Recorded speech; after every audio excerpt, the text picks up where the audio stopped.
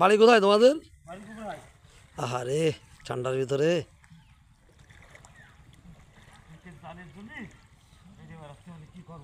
এই শিরে ভাই,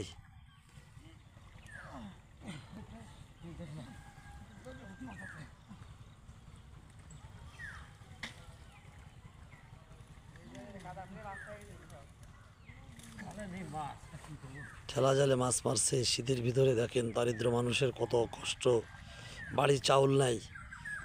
এই মাছগুলো নিয়ে যে বিক্রি করে গোবরার বাজারে চাউল কিনে ছেলে মেরে খাওয়াবে। হায়রে আল্লাহ, এই ঠান্ডার ভিতরে কি না কষ্ট করে মুরব্বী মানুষ।